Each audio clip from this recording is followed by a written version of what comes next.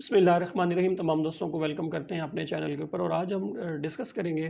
FBR ने recently एक नया एसआरओ जारी किया है, एसआरओ 1608। और ये एसआरओ बेसिकली एक ड्राफ्ट अमेंडमेंट है इनकम टैक्स रूल्स के अंदर। और अगर हम स्पेसिफिकली बात करें तो ये रिलेट ज़्यादातर ये जो एसआरओ ये करता है सेक्शन 133 और रूल 78 को। और रूल 78 के अंदर ये बेसिकली एक अमेंडमेंट करने जा रहे हैं और इसका ये ड्राफ्ट है जिसको अभी 15 दिनों के लिए इन्होंने इशू किया है कि अगर किसी को भी कोई इशू है या कोई इस पे कोई पॉइंट है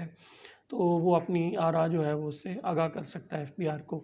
अब हम थोड़ा सा डिस्कस कर लेते हैं एफबीआर का जो ये अभी रिसेंट अमेंडमेंट है। जैसा कि आप सब जानते हैं कि सेक्शन 132 के अंदर एपलेट ट्रिब्यूनल का जो ऑर्डर होता है वो पॉइंट ऑफ फैक्ट के ऊपर फाइनल होता है, यानी कि जो अपील अपने ट्रिब्यूनल में फाइल होती है उसके ऊपर जो डिसीजन आता है वो पॉइंट ऑफ फैक्ट के ऊपर तो फाइनल है, लेकिन पॉइंट ऑफ लॉ के ऊपर उसके ऊपर section 133 of the income tax ordinance यानी कि reference to the high court file किया जा सकता है उसके अगेंस्ट। तो अगर किसी को भी कोई डिस्प्यूट नज़र आता है पॉइंट ऑफ लॉ के ऊपर एपलेट ट्रिब्यूनल के ऑर्डर में, तो वो 90 दिन के अंदर हाई कोर्ट के अंदर उस ऑर्डर को चैलेंज कर सकता है। वो जो रेफरेंस फाइल किया जाता है basically rule 78 of the income tax rule, उसका जो ये रूल है ये स्पेसिफिकली उस जो रेफरेंस आपने हाई कोर्ट में फाइल करना होता है against the order of appellate tribunal, उसके स्पेसिमेन को डील करता है। और इसमें अगर आप गौर से देखें तो जो एग्जिस्टिंगली रूल 78 है उसके अंदर जो स्पेसिमेन दिया गया उसके 6 पैराग्राफ्स हैं। तो अभी इस जो नई एसआरओ है इसके तहत एक नई पैराग्राफ नंबर 7 जो है वो इस फॉर्म का पार्ट बनाया जा रहा है, या इस रूल के अंदर आप कह सकते हैं उसको ऐड किया जा रहा है। ये जो अभी पैराग्राफ नंबर 7 ऐड किया जा रहा है ड्राफ्ट जो अभी नया आया है, इसमें क्या है बेसिकली वो ये कह रहे हैं कि जो भी एप्लेंट होगा, जो भी दरख्वास्त वहाँ पे दे रहा होगा, उसके लिए ये ज़रूरी होगा कि वो वहाँ एप्लीकेशन लॉन्च करने से पहले, वहाँ रेफरेंस फाइल करने से पहले वो ये करेगा कि उस रेफरेंस की कॉपी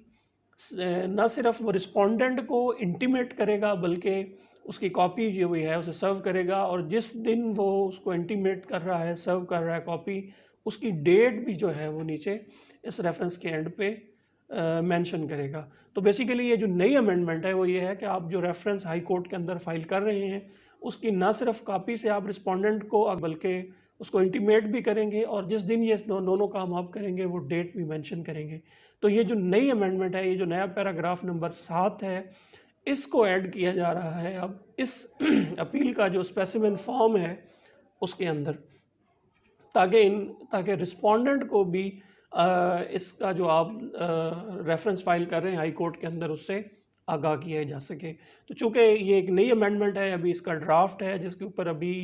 15 दिनों में जितने भी स्टेक होल्डर्स हैं या आम पब्लिक है वो इसके ऊपर अपनी राय का इजहार कर सकती है। 15 दिनों के बाद एफबीआर इसको प्रॉपरली